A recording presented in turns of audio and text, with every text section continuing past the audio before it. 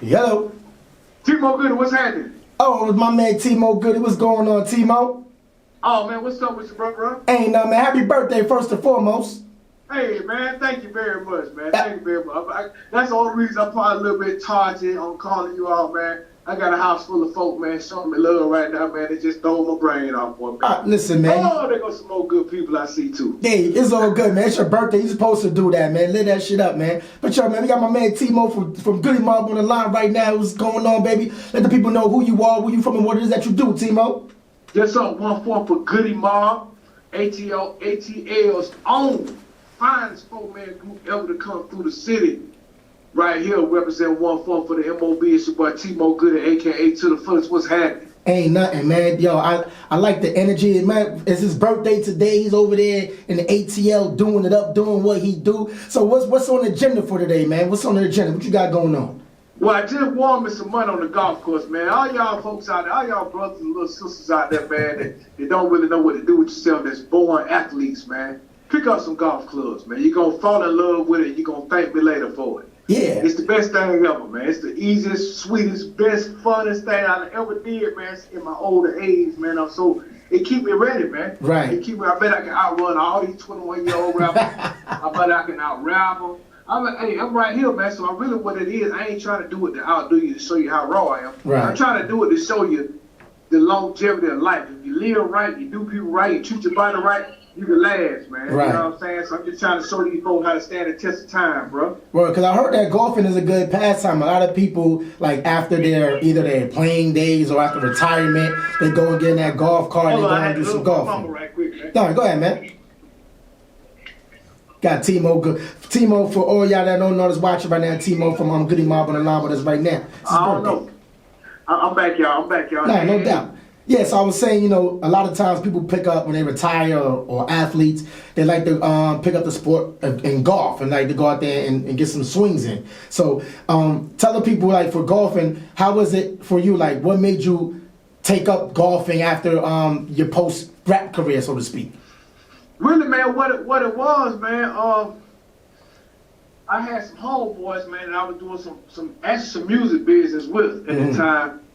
And every time I would call them, man, on some business, they would always be like, yo, Mo, we on the golf course, hold on for a second.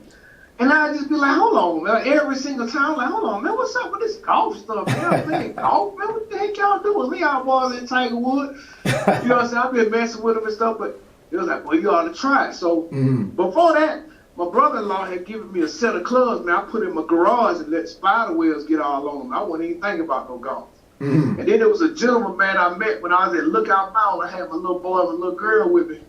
And me and my little boy was gearing up for football. I was telling him, man, get ready, boy. We get back. We got to hit this football practice, man. Right.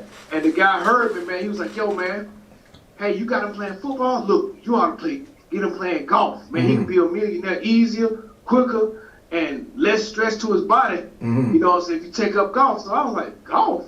And I just started doing my homework, and I said, dang, I ain't really realized. He was like, man, you can come in 20th place, man, make about 100,000. Like, you ain't got to be in first place to actually get money. Right. So I didn't know this, man. So, man, I got my little boy on the PGA Tour, got him a trainer, got somebody to teach him how to play. And, man, me and him go neck and neck right now. He a 15-year-old, so he's still young. And, man, I told him, boy, you keep on this same track, boy, you'll be out here on this PGA Tour. His teacher swear we going to watch him on TV. So that's really where it all came from, man. Just being around good people, man, just using good energy right now, doing something, constructive with their time. Right. Hope you ain't got no Charles Barkley swing out there now. How that swing looking though? You said that. I'm gonna put my drive on film on my Instagram. Y'all check me out, Timo Goodie on Instagram. I'm gonna put my drive on that next week. Right. Tell me, do I look like Charles Barkley? Listen, man, don't do it to yourself, man. If it's horrible, I'm like, yo, listen, see that man Timo? He got that CB swing over there. So, oh no, man. Well, I'm swinging, but I'm knocking it by at least on the average 280 off the tee, man. 300 every now and again. Fact. So, I mean, y'all started, if everybody don't know that's been living under the rock, man, Timo, like, once again, we got Timo Goodie from Goodie Mobb on the line with us. For the people from 1991, we in 2020, right? Like, longevity is key for me. Like, because I've grown up listening to you guys, like, Soulful is one of my favorite Goodie Mobb tracks. And for the millennials that's out there, like, how do you feel being that, you know, you and Goodie Mobb, y'all have y'all been in the game for so long? How do you feel about today's music, and where do you think hip hop is, the state of hip hop is right now? I think the state of hip hop is in a decent place, man. You know, I look at it like this: hip hop not really made to save the world. Mm-hmm. It's not. Our particular mission during hip hop was to tell people something. You know, that was just our natural energy, man. We didn't do it to try to be the best, and try to do it to be a whole lot different than others, man. That's what naturally came out of our body and sounded the best. Mm-hmm. Like, we done all kind of music y'all ain't never even heard, man. And y'all be like, dang, that's good enough? Oh, right. Man, boy, I'm talking about. So, I mean, we still men at the end of the day. It's just, that was just our energy at the time, man. That was just, you know, what we decided, the direction we started to take, man. It was like necessary. We had been turned on by Busta Rhymes to Behold the Pale Horse, you know, that book. And we read that book all together. Then we also had some other literature, man, that was telling us about the cameras on the poles and all the stuff going on. And, you know, we just started getting into the New World Order, trying to figure out what was up, man, with the system and everything, man. We just wanted to enlighten people, man, that weren't enlightened, man. Right. Because we had Wicked from Ghetto Mafia on, he called in last week, and we was talking to him about his sound, like and the invention of trap music. And one thing that you can't really pinpoint with the Goodie Mobb and you guys is your guys' sound. Like, your guys' sound is second to none, even from the beat selections. Your sound has not been duplicated yet, and I don't think will ever be duplicated. So my next question is, how do you feel sonically artists that's out right now that's, you know, following these hip hop trends and they're not being themselves or original? How do you feel? What do you say to an artist that's coming out that wants to be original, want to have his own unique sound, but is just afraid to do so because of what's out right now, what's hot? I say go with what you go with, man. I say do you. Mm-hmm. At the end of the day, you gotta look at it like this. People may catch up to you. You trying to catch up to people, they may be gone. They may not even be interested in what you're talking about, man. You gotta stand in line. If you're gonna take the route most taken, you gotta stand in line. Mm-hmm. You take the route less taken, it might be a clear path for you. Right. You know what I'm saying? And that's the road we decided to take as a mob, man, as a group. We decided to try to take the road less taken, man. Right. Because, I mean, I see that you got your Bachelor of Science degree from what, Morris Brown College in ATL? I sure did. I sure did. 2008, man. I began my college quest in 1990 after I graduated from high school. Mm-hmm. I went 90, 91, 92, 93. Mm-hmm. And I dropped out after that, man. Goodie Mobb was fun. We were doing the studio stuff every day, and it was just too much to try to study and do papers and all that stuff, man. Right. And try to do music too, and talk to my family, my pop, and my mom, and they were like, you know what? That's what you believe in. That's what you feeling. Do it. Right. So how did the group form? Because, I mean, y'all guys are such an iconic group and such a staple in hip hop. Like, I know you went to college, dropped out, you formed the Goodie Mobb, but what is the backstory to the people that don't know how the Goodie Mobb formed? Okay. Goodie Mobb formed in the belly of Howell Terrace Street, which was like a trap, a dope trap. Like, we the first trap music group, believe that. We didn't sing trap as trap music, but we straight out the trap. We were born in the trap. I ain't bragging on it. That's just what it is. Mm-hmm. Our homeboy that was running things at the trap, he was the big dog, the OG. He called us the P-Funk Goodie Mobb because we rapped, and we was all into the Parliament at the time, and that was what he came up with, man. That's just the name he came up with. My buddy Big Lim invented that ATL logo that Big Boy wore in the Super Bowl last year. That hat. Oh wow, okay. That's my partner Big Lim's hat, man, who created the name Goodie Mobb. Mm-hmm. And then from there, me and Cujo Goody recorded about 13 songs under the name Goodie Mobb. And then after that, we signed to some managers that we went to high school with and came up on some real big money. And they actually ended up buying two very popular clubs, Diamonds and Pearls, which is out next to Buckhead, right in Buckhead. And that was like the biggest club. That was the biggest clubs in Atlanta. And that was our management, man. And we were performing in there. We were playing our music in there. It was great. We met a lot of good people in there. Tupac, so many people. Biggie, you name it, man. We done met so many people in that club, man. And after that, we had an opportunity to try to get some tracks from Organized Noise. Okay. Organized Noise ended up wanting us to kind of stay around because they knew they had a situation coming because they were working on TLC's project, working on Outkast. They were like, we got y'all next. So CeeLo and Gipp started coming to, but Gipp was already at the Dungeon. He was in a group called the East Point Chain Gang. Okay. And CeeLo was like a solo artist. He was younger than us, but he was rapping and singing, and he came over and displayed his skills, and everybody was totally impressed. And Ian Burt got TLC a deal, got Escape a deal, Outkast a deal, and was looking out for us too. And he was like, you know what? LA want to sign T-Mo and Gipp and CeeLo and Big Gipp and Cujo. Okay. He want to sign all y'all, but. And what year was this around? And what year was this around? This was like 94. Okay, 94, all right. Yep, so he was just trying to figure out exactly what he wanted to do. So Ian Burt came up with it. You know what? Why don't y'all all go sign under the name Goodie Mobb, and then you can break off into your own individual sets and do what you got to do as far as solo projects and everything. Right. We thought it was a brilliant idea, being that we all grew up together, had very good relationships with each other, and we was eager, man, and ready to move forward. So that was the direction we took. So it was actually put together, physically put together by Ian Burt. Okay. You know what I'm saying? But the name came from Cujo and T-Mo. Okay.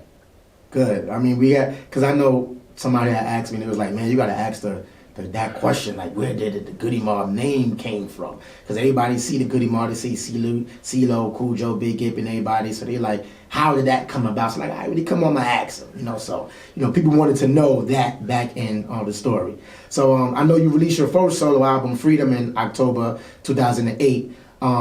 Just take us back to how was your first solo album in 2008 compared to Goodie Mobb's first solo album, Soul Food, in 95? Give us what was the comparisons, or just give us the mind state of how those two contrast from each other, from the Goodie Mobb album for your album.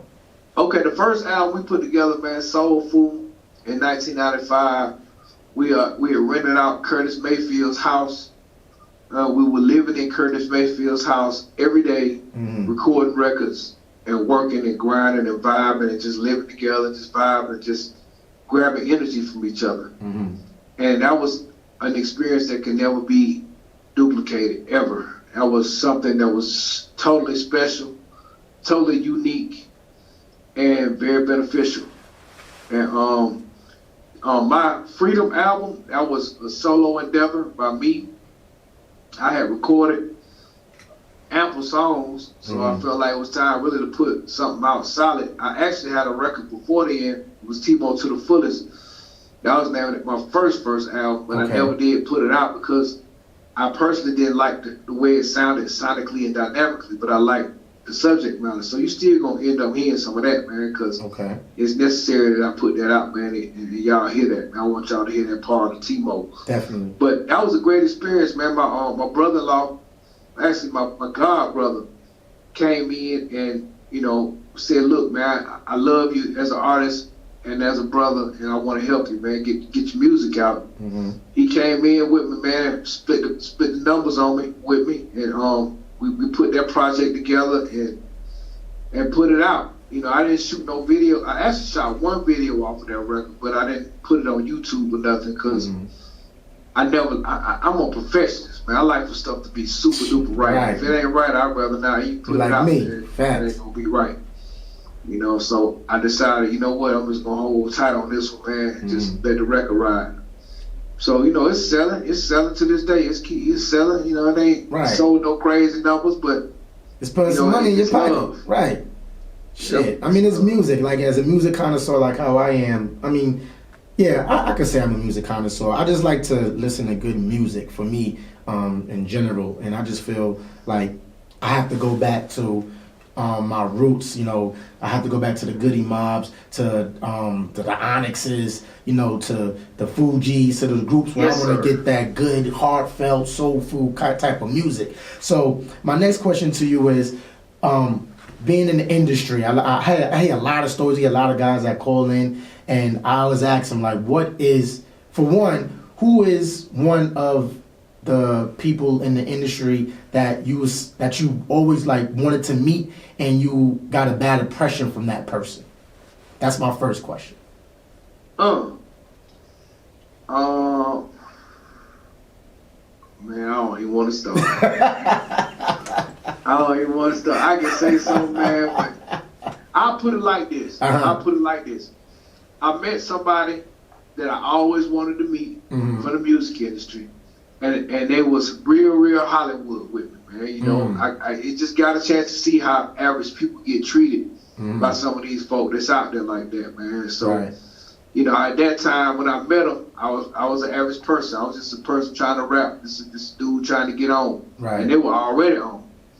And I met them, man, and when I shook hands with them, it was real weak. It was real soft and like nonchalant. And I said to myself, damn, you know, you done better if you didn't shake my hand. Right. Like, you ain't have to shake it if you want to shake it. I ain't tripping. Right. I love you as an artist, you know. If it's like that, it's cool. We ain't got to be friends. Right.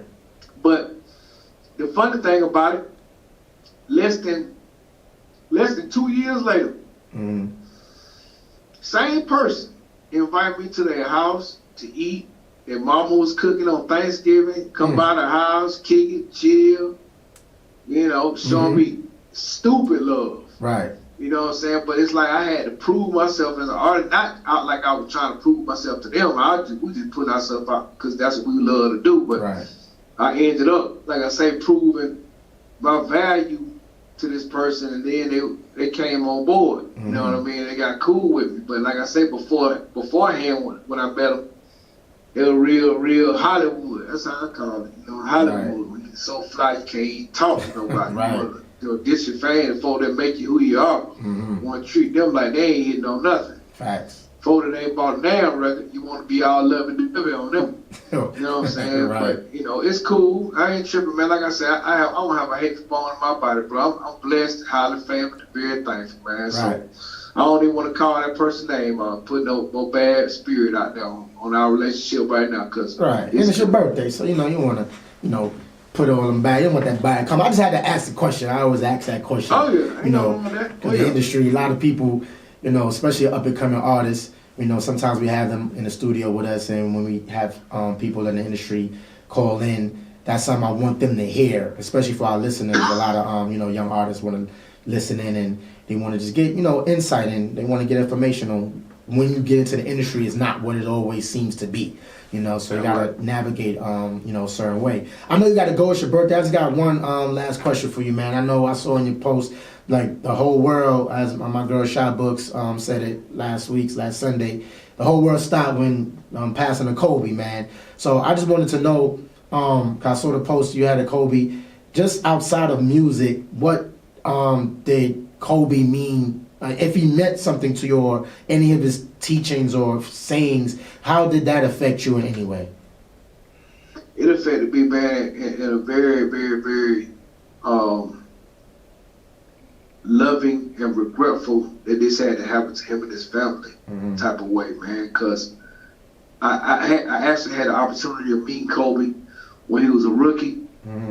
He was presenting an award at the I can't remember whether it was the Soul Train Music Awards or whether it was the Grammys. It was one of them. But we were actually presenting an award also, and we were behind him and Brandy. Okay. I heard they went to the prom that year. But we had the opportunity to meet him, and he showed a lot of love, a lot of respect for what we were doing as a group, and we're just a very cool person to meet, man. And I had seen him play maybe once because I'm not like this huge basketball fan, but you know, I would go to the games every now and then, and I had an opportunity when we did a show in LA to meet Shaq. And Shaq, we kind of clicked, kind of hit it off, man. He gave me some tickets to come to the game the next day. And I was able to go to the game, man, and see he and Kobe play. And it was great, man. It was great. Like I said, Kobe was a Superman. Right. He was a hard worker. Everyone should learn from a person like him and his work ethic. You know, he was a perfectionist like me. He wanted to be right. And he was, man. Won 5 rings, a little bit less than Jordan, but you know, he to us he was baby Jordan. Sure was. You know what I'm saying? So it was all love. Sure was, man. I mean, it was shocking. I mean, that's my favorite basketball player. I grew up watching Mike, and then saw the transition when Kobe came. I'm like, oh, this dude going at Mike like that. So that's what kind of gravitated me towards liking Kobe. And then, you know, so when he passed, like it was just shocking, like to the whole world, especially if he had his young daughter with him. You know, just thinking of what was going on in his mind at the time. The plane, the helicopter was going down. It's just shocking. You know, much love to, you know, Vanessa Bryant and everybody. Prayers up, and you know, to all the other victims as well. So one last thing, I know I said I have one last question. I didn't want to end on that somber note. But what's next for the Goodie Mobb and for Timo? What do y'all got? Any new projects coming out? Do you have any artists that you have signed that y'all putting out, or what's next for you guys and you particularly? Well, I'll start with the Mob. With the Mob, we're actually going into the studio next week. Okay. We just got a new record deal from this new record label that's internet based. Oh, congrats on that! Yes, it's a great opportunity for us right now. We're gonna definitely seize this moment, so y'all can definitely look to hear from a new Goodie Mobb reinvented crew. Yes. Early, I would say. I think they said that they want to put it out in June. Okay. And that's gonna be big for us. We touring starting in April. I'm talking about more shows than I can even remember right now, which is a super duper blessing. Just to let y'all know, you know, for all y'all up and coming inspired artists, we're making more money now than we were making 20 years ago. That's facts. Per show. So that's to say, all y'all that's out there a little bit discouraged, that you ain't getting paid and you ain't rich, don't let that fool you. You know, don't chase the money, chase greatness. You know, greatness pays. You know, and you will see, and you're gonna be like, "Dang, that boy Timo said that." So believe that. Believe what I'm telling you. I ain't telling you nothing wrong. Coming up for Timo Goodie, I'm putting the album out. South Saying Something. It's coming out the 3rd week in March, third Tuesday in March, whatever number date that is. That's when it's coming. What else I got? Come July, all y'all that's down Timo Goodie and the whole movement, I have been blessed with the opportunity to play Red Fox in the Red Fox story. It's a stage play that's going to be talking about his life, so I will be narrating that's dope. That experience and playing Red Fox and Fred Sanford. And that experience, it will be in Las Vegas, right on the Strip. So y'all come out. It's going to be exciting. It's going to be a little something new to see. And I'm playing a legend, man. I'm playing a legend. You kind of resemble him a little bit, too. Nobody ever said That's what they say. That's what they say. And my brother likes to say the same thing. I ain't never think I look like Red Fox. They say everybody got a twin, though, man. There you go. Yeah, that's a perfect one right there. I'm definitely gonna look forward to it into that, man. But yo, Timo, man, I want to appreciate you, man, for calling in, man. Enjoy your birthday. Many more life, many more everything to you, man. We're gonna look out for the album, for the Goodie Mobb. We're gonna look out for more stuff from you, man. We're gonna look out for the play. Definitely appreciate you for calling in your birthday, man. Appreciate you again, man. Appreciate y'all, man, for the opportunity. Y'all also look out for that Young Bread. He featured on Timo Goodie's album, man. He hot, he new, he young. Young Bread? Hey, that boy Red, Young Bread. Young Bread. He gonna be on my single y'all should have. It's called In the Club. Yeah, we got it. We gonna play it. Yeah, it's me and Bread going back to back on that sucker, man. So it lets you know, man, that the young and the old connect, and we can relate, man. We relatable, y'all. So that's what I'm talking about. Man, y'all check that out. Y'all check me out on TimoGoodie.com. That's my website. Go get you a T-shirt. I got them South Saying Something T-shirts and sweatshirts and hoodies, and I got them. All they do is this. All they do is this. All they do is this. Hey, all they do is this. Go Goodie with it. That's my joint too. Find the word, man. Find the word. Find the word, Timo. Find the word. Hello? Yo. Yeah. Find the word. You left? Oh, fine. Oh, I'm listening. You want me to say fine? Yeah, I was like, find the word. Oh, my man, bro. Now you good, baby. Find the word, man. Much love to everybody out there, man, that support Timo Goodie and his whole movement, the Goodie Mobb and the whole movement, the Lumberjacks and the whole movement. Thank y'all for all the support throughout the years. I ain't got nothing but love for you. I take my hat off to you. And appreciate all the new fans, man, that's interested in knowing what we got going on and want to see what the whole Goodie Mobb movement is all about, man. Well, hopefully we got a little bit of something for you, and please believe we sure don't got something to say. A-Town. That's what I'm talking about. A-Town on the check-in. Shout out to my man Timo, man. Enjoy your birthday. Thank you for calling in, bro. We appreciate you. Happy birthday, bro. Live it up. Hey! Hey! And get that golf swing on tab, too. I want to see that golf swing. I'm going to put it on there, man. Y'all check it out. I bet. What you think, man? The comment. No doubt. All right, Timo. Have a good one, bro. Yes, sir. All right. Easy. That's my man Timo from Goodie Mobb, man. I want to appreciate him for calling on his birthday. You know, his birthday, he had a whole bunch of things he could have did, but he spent it with No Advisory Podcast, man. So we're going to take a little break. We got our next special guest that's going to be calling in. No Advisory. It's Bamboo. Yeah, this is Bamboo. Hey, what's going on, man? It's No Advisory Podcast. CEO McClain, you know what it is. We got my man Bamboo Starr on the line, man. So let's give it up for my man Bamboo Starr one time, man. One time. So Bamboo, let the people know who you are, where you from, and what it is that you do, baby. Yeah. It's Bamboo Starr, aka 6AM. Just dropped the album called 6AM. Fredric Starr, younger brother from Queens, Southside Jamaica. Shout out Queens. Yeah. We here, and plus I'm also an actor. We acting on the Brooklyn Way. Shout out to the Brooklyn Way. Shout out to my guy Gap Murder. A couple of people that's on the cast. We got Uncasa. We got Redman. Big Daddy Kane, you know, the list goes on. Right, shout out Uncasa, man. He's still out there doing his thing too. Shout out to Uncasa. So the album, 6 a.m. Tell us about the album. How many tracks you got on the album? Any features? Let's dive into it. What you got on the album? I got like 2 features. Is Big Bro. Big Bro's on Tan. He's on Misery. Mm-hmm. The rest of them, you know, just basically myself. I would say like it's like a New York trap type feel, you know what I mean? Mm-hmm. It definitely got them trap beats, but you know, we speak in the struggle of New York, and you know, that's what we doing. And, you know, it's trap New York, you know? Right.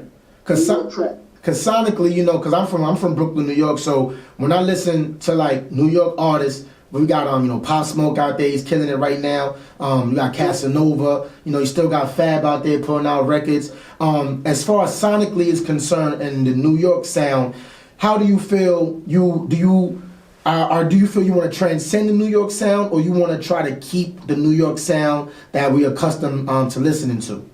I would say both. I'm transcending it because I'm actually bringing it to almost like a new level or whatever. Because I'm still coming with the bars that everyone loves, but then I'm still getting on the trap beat. So it's like kind of best of the both worlds. I'm trying to bring the young and the old. You know what I mean? I'm trying to have everybody, you know, in the you know, loop. You know what I mean? Everybody in the loop. Right. So Mad Money movement, is it? That's the movement? Yeah, definitely. Tell us about that. Yeah, tell us about the Mad Money movement. Mad Money is a branch off of Onyx, you know, the legendary group Onyx. It's a branch off. We got 100 Mad as well, but Mad Money is just, you know, the my generation, like, you know, the Pop Smokes, you know, like around that, you know, type of age limit, like, you know what I mean? Right. Like, you know, dudes that's, you know, still young or whatever, but they still got their head on their shoulders and stuff like that. But we are looking for new artists as well. But I'm the only artist right now. Okay. I'm pushing it, and we we going right now, you know. So what's the criteria? I know you say you signed an artist, so if any, because we deal with a lot of artists out here in Charlotte, like what is the criteria for you signing an artist? What are you looking for in an artist? Kind of the same type of drive that I have in myself. You can't, you know, rely on the label. You gotta be, you know, your own man. You know what I mean? That's, you know, obviously that's what it is nowadays and stuff like that. And you know, we ain't really trying to hold nobody's hand, but you know, if you reach out to us and we really like your stuff and you're moving how we need to be moving, you definitely could be a part of this movement. Right. That's facts. You know, people want to hear because, you know, a lot of times, a lot of artists are kind of stuck in between whether to go the independent route or the sign. So with your movement, are y'all signed to like a major label or distribution, or how is that situated over there? Actually, Fred, you know, Fredric Starr, he actually, you know, like the pioneer of this or whatever, and you know, it's a label connected to it, but they're not. You know what I mean? I would say like we're more of the label, and you know, we just going, you know, get your stuff right, and you know, get your foot in the door, and you know, get you right. Right. All right, that's what's up. Cause I know a lot of artists, they gonna after this thing, like, yo, so I know I heard about the label stuff, the movement. How can I get on? So I was like, listen, y'all here, listen to that. Y'all got that answer. Y'all go hit that man Definitely hit up Mad Money Movement on IG. That's Mad MAD _ Money MONEY _ movement MOVEMENT. Facts. So what I want to know, right? Because I know you Fredric Starr's younger brother, and you know, growing up in my era, like Honest, we just had Timo from Goodie Mobb calling. We were just talking about Honest, like how that was one of my like favorite groups coming up. Like, couldn't tell me nothing. Onyx had it lit back in the day, like crazy. Definitely. So being that you're his younger brother, I wanted to know, how is it like navigating with your music career? Does it hurt you in some way because you're Fredric Starr brother and they expect more of you, or does it help you in a way because you're Fredric Starr brother? Definitely, they expect more because it's like, you know, you coming from a legendary group like that, you know, you gotta definitely make noise. So it's like kind of pressure on my back, but I like that. You know what I mean? R.I.P. Kobe. You know what I mean? R.I.P. Kobe, word. I seen him, you know, perform under the best pressure. So, right. You know, pressure only make diamonds if you know what I mean? So basically, I'm trying to be a diamond. So that pressure, I'll take that. You know what I mean? Right. Because I mean, like you said, you know, rest in peace to Kobe. We just talk about just to keep it on the Kobe subject matter. Like, how has Kobe? I know he influenced a lot of people outside of basketball. You know, women's basketball, soccer players, all types of people. So how has he influenced you in any type of way?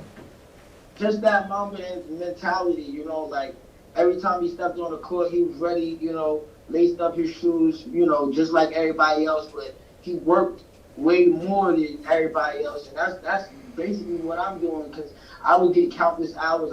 I basically studied Kobe, you know what I mean? Right. It was like, I was an athlete as well, a football player, but definitely the attitude and the drive, that killer mentality, you know what I mean? He wasn't really the biggest guy. That's a lot of things people don't think about. Like, he wasn't the biggest guy, you know what I mean? But he was ready to come every night. You know what I mean? Right. So, definitely, big ups to Kobe, because I was just thinking about that. Like, Kobe never really beefed up throughout his career. He just stayed like kind of skinny. Right. You know what I mean? Facts. So, like, yeah. So it was he overcame a lot of boundaries, and I appreciate him for that. And you know, we can only keep on going and try to keep on going with our goals, because if he would have stopped at, you know, Wilt or whenever, you know, one of these greats passed or whatever, we would have never had a Kobe. So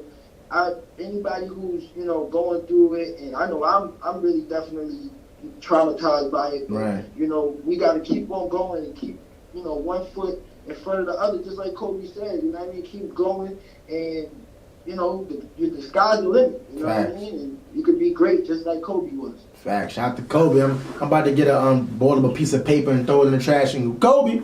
All day, Kobe. I got like over 30 cards of old school Kobe's and stuff like that. That I'm not selling. I'm about to say, man, you gotta put them shits on eBay or something, man. Yeah. I'm not selling them. I can't do it. All right, so let's go back to the album 6am for a brief moment, man. So when somebody is, what do you want people to get to the listeners that when they pop that joint in? What kind of vibe is it gonna give anybody that's listening to the album? Oh, you're gonna get all types of vibes, you know what I mean? Like, if you trying to get, like, on some, trying to get, in the mood with a shorty or something like that, you put something on there that's rendezvous. Mm-hmm. If you feeling, you uptight or whatever, and you're not feeling as, as the best or whatever, you got Solitaire, you know what I mean? Because that's like more like a wild out type, you know what I mean? Let's go, give you the energy. And you can use that as a workout in the gym and stuff like that. So, you know what I mean? You can get different vibes. You get party vibes, you can get workout vibes, you can get bars on head, you can get that old school feel from Misery and stuff like that. I compare that kind of like a Mobb Deep type, you know what I mean, in the sort of way, almost like cross with Onyx kind of. Fredro's featured on that. Okay. That's lit for like the hip hop head, and I got everything, you know what I mean, just bunch of vibes for everyone. Right. So take us to the name. What was the concept for the name 6am? Oh, 6am. My actual way I spell my name is Bamboo. The way you hear it sounds like a B. But it's spelled 6AMBU STARR. So the 6am came from I had a Twitter, and I was trying to make my name, because initially my name was spelled with the two B's, and I was trying to make a Twitter, and I guess it was just like they wasn't letting me make my Twitter that way. So I put 2 6s or whatever, and then just kept it there. And a bunch of people just came up to me, is your name 6am? Is your name 6am? Come to find out, it's really destined, because I was, thinking like, should I change my name or something like that? I ended up just spelling it that way. But then, that's kind of, that is my nickname in a way. So, you know what I mean? I also named the album, and plus, what's crazy, what's really made it destined, is I was born 6:30 in the morning. So oh wow, that's crazy. So I'm in 6 a.m. I get up at 6 a.m. I probably pass out at 6 a.m. working so hard. So it's like everything is 6 a.m. So to me, if I could see that 6 a.m. on the clock, I know I've been grinding. Right. Like a lot of people don't see 6 a.m. on the clock. Right. That's true. That's facts. You know what I mean? Like, and then in other words, a lot of people from the hood say from BK. Oh, I'm 7:30. I'm 7:30. I'm 6:30. I'm way before you. Way before. I'm 6:30. Way before that crazy. Yeah. So definitely. Fact. So I want to know, right? Because I hear a lot of artists sometimes. Well, not sometimes. More so than none.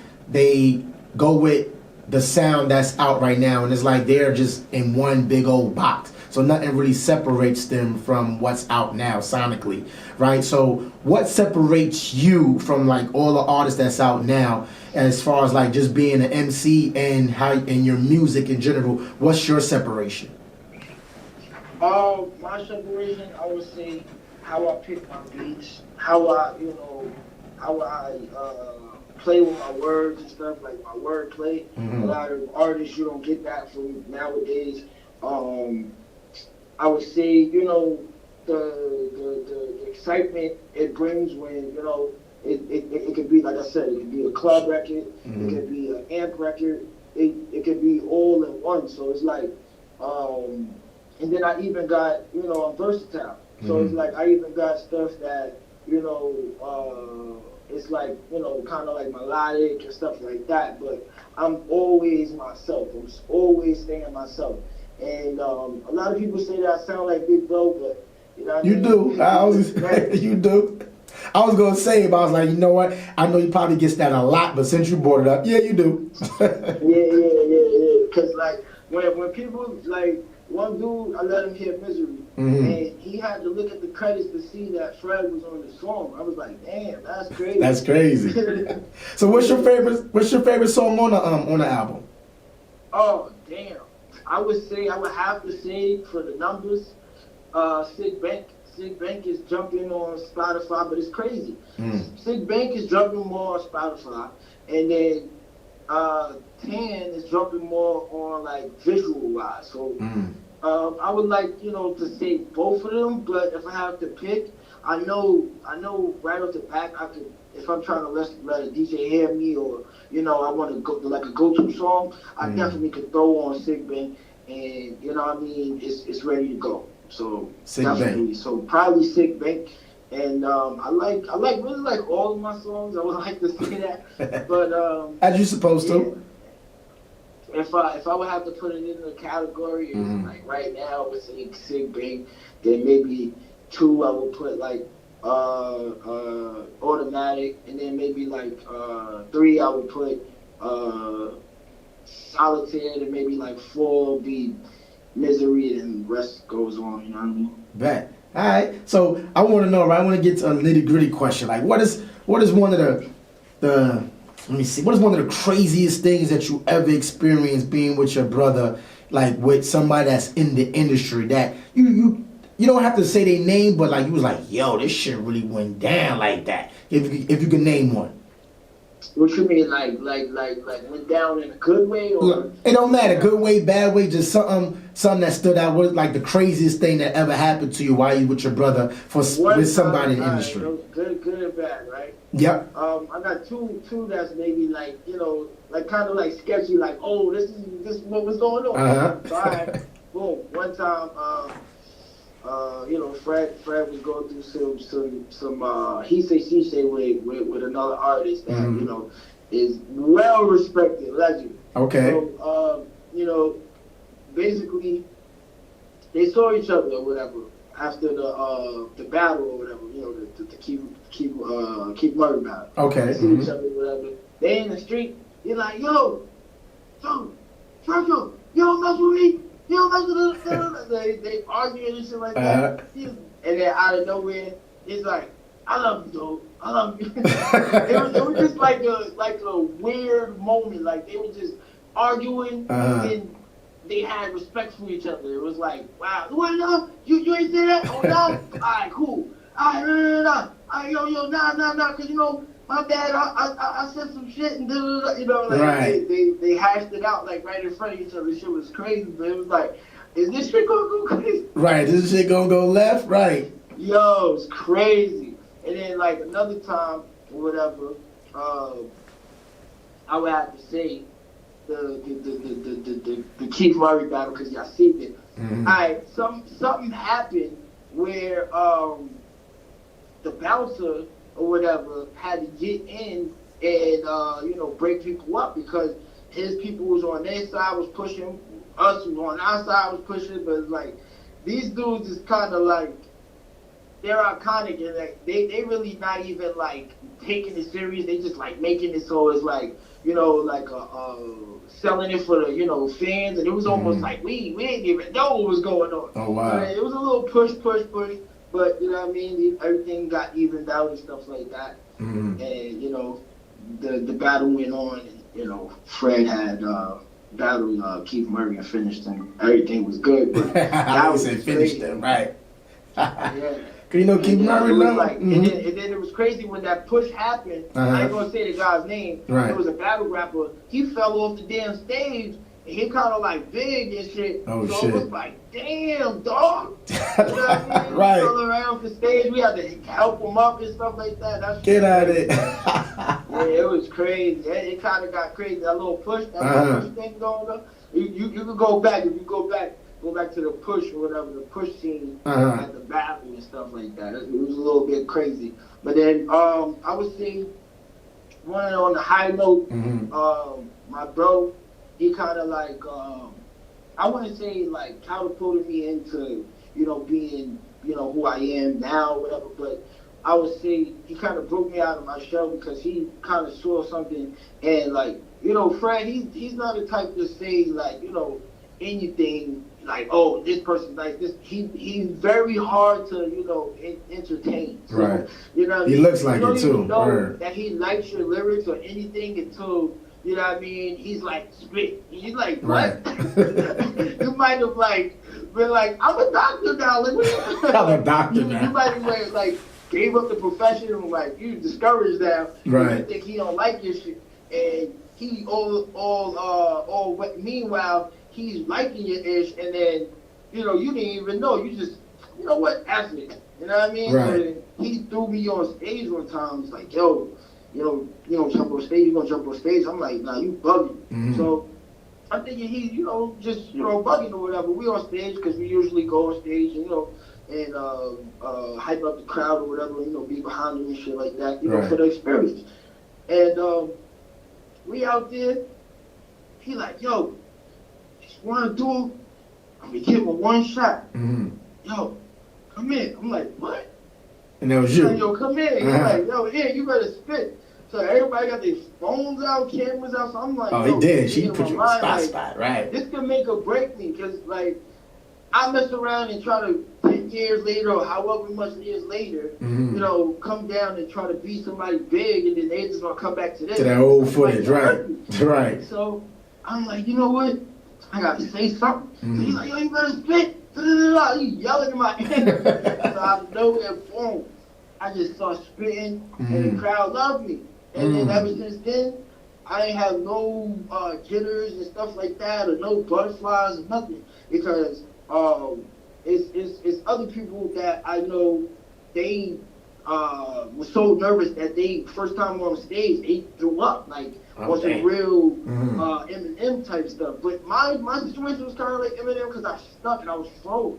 I was like, he was like, yo, you better spit. Right, you better spit. I can picture Fredric Starr in your head, the way that he talk, like his voice, very commanding. I'm like, oh my God, yo, this is crazy. But that's what's up, because, you know, he saw something in you that, you know, you probably didn't see at that time. It was like, you know what, I'm going to throw him out there. I'm going to throw little bro out there and see what he got. And look where we're at now. So, you know, that's what's up, man. Fredric Starr looking out for the younger bro, man. So, one more time, man. 6 a.m., the album 6 a.m. Let the people know where they can find the album at. Oh, yeah, definitely. You can find that at Spotify. You can find it on Apple Music. You can find it, you know, all over. It's all over. And any type of streaming, you know, platform is on there. Right. That's what's up, man. Give the people one final word, like for anybody that's any artists, aspiring artists that want to get into the game or want to come up or just make music. What is your final word for those guys out there that's listening?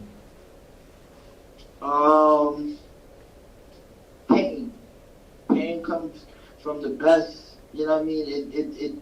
It might hurt now, but it's always gonna be better later. And if you grind and you going in hard and, you know, doing what you gotta do, and you booking your own stuff and you doing what you gotta do, that's painful. But then when it all, you know, boils down, it's gonna be good. You know what I mean? Because it's gonna pay off for you, and you're gonna know that you did it. You know what I mean? And you know what I mean?